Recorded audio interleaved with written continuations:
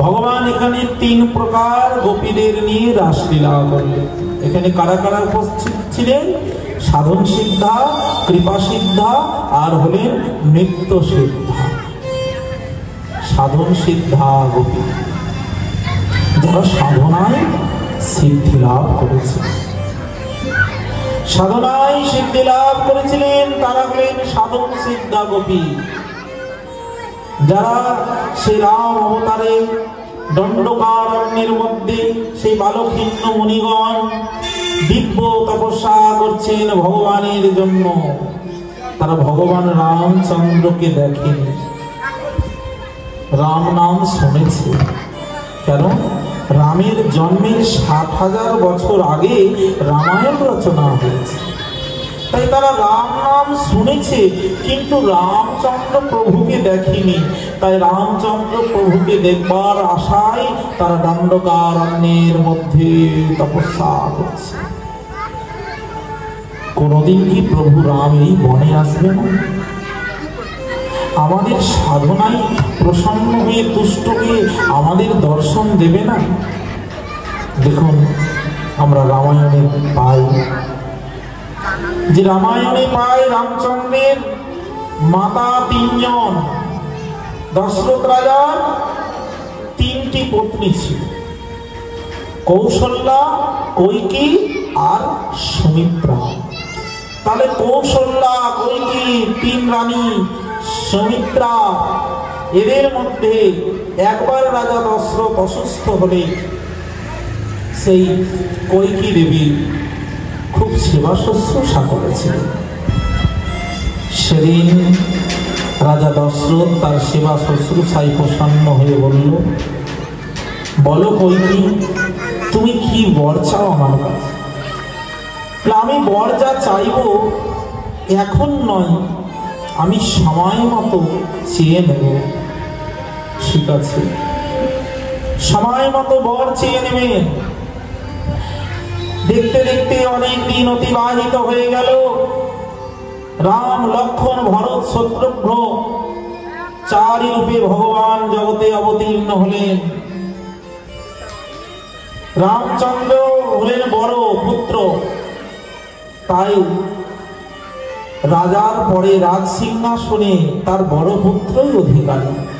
যেদিন যুবরাজ রামচন্দ্রকে অভিষিক্ত করছেন, রাজ্যাভিষেক হচ্ছে, রাম রাজা হবে, রাজ সিংহাসনে বসবে, সেদিন রামচন্দ্র চিন্তা করলেন, আমি যদি রাজা হয়ে রাজ সিংহাসনে বসে পড়ি, আমি দায়িত্ব কর্তব্যের মধ্যে বাধা পড়ে যাই, তাহলে বনে কোনোদিন আমি যেতে পারবো না। ওই যে বনে অনেক দিন ধরে, যুগ যুগ ধরে বসে সেই বালকহীন মুনিগণ তপস্যা করছে, তাদের কাছে আমি তো যেতে পারবো না। তারা রামচন্দ্র কেমন চোখেও দেখেনি, শুধু রাম নাম শুনেছে। সেই সব ভক্তরা বড় ব্যথা পাবে। এতদিন ধরে রাম নাম জপ করলাম, প্রভু রামের দর্শন পেলাম না, আমার নামের মহিমা ক্ষুণ্ণ হবে। তাই রাতের বেলা মা কৈকেয়ীর কাছে গেলেন রামচন্দ্র, বলছে, মা, কি রাম? হ্যাঁ মা, আমি এসেছি, কিছু বলবে বাবা? হ্যাঁ মা, আমি বলবো, কালকে আমি রাজ সিংহাসনে বসবো, আমার রাজ্যাভিষেক হবে, আমি যুবরাজ রামচন্দ্র রাজ সিংহাসনে বসবো। নগরবাসী প্রজাগণ খুব খুশি, আমার মাতা পিতা সবাই খুশি,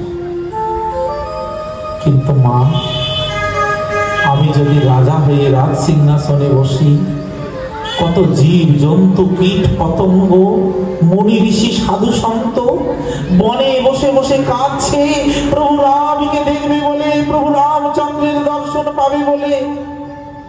তারা তো কোনোদিন আমার দর্শন পাবে না।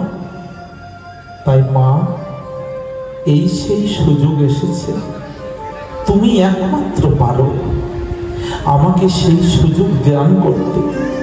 আমি বনে যাই, আর বনে গিয়ে সমস্ত মুনি ঋষি সাধু সন্ত জীবজন্তু কীট পতঙ্গ সবাইকে দর্শন দিয়ে ধন্য করি। মা, তুমি এই সুযোগ করে নিতে পারো। তখন মা কৈকেয়ী বলছে, বলো রাম, কি করতে হবে আমাকে? বলছে, মা, তুমি গিয়ে রাজা দশরথ মানে আমার পিতার কাছে বলো, ওই যে তুমি বর চেয়েছিলে, সেবা শুশ্রূষা করে আমার পিতাকে প্রসন্ন করে যে তুমি বর প্রার্থনা করেছিলে, সেদিন পিতা বর দিতে চেয়ে প্রসন্ন হয়ে সে বরটা তুমি নাওনি। আজকে গিয়ে বলো, মহারাজ, আমার এই বর আজকে চাই। আমি চাই যেন রামচন্দ্র 14 বছরের জন্য বনবাসে যায়, আর আমার ভরত রাজ সিংহাসনে বসে যেন রাজা হয়। তুমি যদি এ কথা বলো, পিতা বর দিতে বাধ্য হবে, আর আমি বনে যেতে বাধ্য হব। আমার বনে যাওয়ার সুযোগ হবে, আর বনে যাওয়ার সুযোগ হলে ওই মুনি ঋষি সাধু সন্তদের আমি দর্শন দিতে পারব। এ কথা শুনে মা কৈকেয়ী বললে, রামচন্দ্র, যদি আমি এই বরটা আজকে চেয়ে নিই, এ জগতের সবাই আমাকে খলনায়িকা বলবে, সবাই আমাকে খারাপ বলবে, বলবে দেখো সৎ মা কাকে বলে। সৎ মা বোধহয় এইরকমই হয়, যে সৎ মা হয় সে সব সময় নিজের ছেলের ভালো চায় আর সৎ ছেলের খারাপ চায়। আমাকে সবাই সৎ মা বলবে, খলনায়িকা বলবে, আমাকে কূটনৈতিক চরিত্রে সবাই কুটনি বলবে, আমার নিন্দা করবে। রামচন্দ্র বলছে, মা, তুমি আমার জন্য, আমার ভক্তদের জন্য এই কলঙ্কের বোঝা মাথায় নিতে পারবে না? বলো না মা, তুমি আমার জন্য, আমার ভক্তদের জন্য কলঙ্কের বোঝা মাথায় নেবে? চোখের জলে কৈকেয়ী মাতা ভাসতে ভাসতে বলল, ওরে রাম, তোর জন্য, তোর ভক্তদের জন্য আমি আজকে কলঙ্কের বোঝা মাথায় নিলাম। আমি মহারাজকে বলবো, রাজ সিংহাসনে বসবে ভরত, আর রামচন্দ্র যাবে 14 বৎসরের জন্য বনবাসে। তাই হলো, 14 বৎসরের জন্য রামচন্দ্র বনবাসে গেল। আর যেদিন বনবাসে গেল না, সেদিন ওই মুনি ঋষিগণের সঙ্গে দেখা হল। জয় রাম শ্রীরাম, জয় জয় রাম, জয় রাম শ্রীরাম, জয় জয় রাম। ওগো সীতাপতি রাম, ওগো নবদুর্বাদল শ্যাম, তুমি কতদিনে আসবে? দেখছেন দণ্ডকারণ্যের মধ্যে প্রবেশ করেছে আমার রামচন্দ্র, সঙ্গে মা সীতা। সীতাকে নিয়ে যেই প্রবেশ করেছে, প্রবেশ করা মাত্র দেখলেন কি জানেন? ওই মা সীতার পায়ে আকস্মাৎ কণ্টক বিদ্ধ হলো।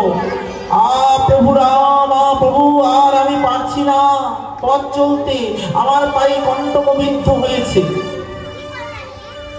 যখন এই কথা বলেছে, রামচন্দ্র বলে, কই সীতে, দেখি দেখি, এই বলে সীতাকে কোলে তুলে নিয়েছে। কোলে তুলে নিয়ে চলে আসছে। ওই বালকহীন মণিগণ দেখছি, এই আমাদের প্রভু, এই রাম নাম জপ করছি আমরা, সেই এই রামচন্দ্র, এই দুর্বাদল শ্যাম। আহা, রামচন্দ্র প্রভু এত সুন্দর দেখতে, আর এই সুপুরুষ সুদর্শন, সে আবার নিজ স্ত্রীর প্রতি এত আসক্ত, এত নিজ স্ত্রীকে ভালোবাসে, নারী জাতিকে এত ভালোবাসে। আমরা পুরুষ দেহে ভজন করে আমরা প্রভুর এতটা কৃপার পাত্র বোধহয় হতে পারবো না। তা প্রভু, তুমি কেন আমাদের পুরুষ দেহ দিলে? যদি আমরা নারী হতাম তবে তুমিও আমাদের এমন নারী জাতিকে তুমি মর্যাদা দিতে জানো, ভালোবাসতে জানো। আমরা যদি স্ত্রী দেহ প্রাপ্ত হতাম, এমনি করে তোমার ভালোবাসা পেতাম, তোমার মর্যাদা পেতাম, তুমি কেন একবার আমাদেরকে ওই স্ত্রী দেহ দিয়ে ওই ভালোবাসা দিলে না? ভগবান রামচন্দ্র বললে, হে মণিগণ, তোমাদের সকল অভিলাষ আমি পূর্ণ করব।